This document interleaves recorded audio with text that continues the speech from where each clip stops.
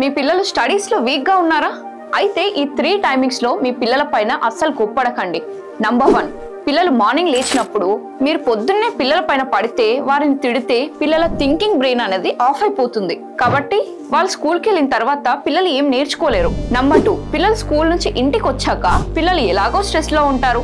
కాబట్టి ఆ టైంలో మీరు మీ పిల్లల్ని తిడితే వారు స్టడీస్ అండ్ హోంవర్క్స్ పైన కాన్సన్ట్రేట్ చేయలేరు.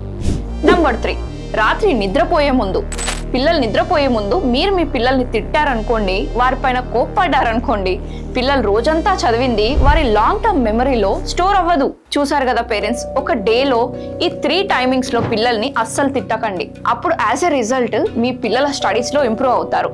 అంతేగాని మీరు చిన్న చిన్న వాటికి కూడా పిల్లల్ని తిడితే, కోప్పడితే వారి మైండ్ అనేది డిస్ట్రాక్ట్ అవుతుంది.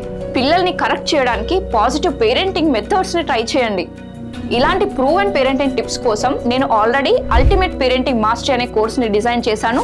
మీరు నిజంగా అవి నేర్చుకోవడానికి సీరియస్గా ఉన్నట్టయితే నా బయోలో లింక్ ఉంది, ఇప్పుడే క్లిక్ చేసి రిజిస్టర్ అవ్వండి.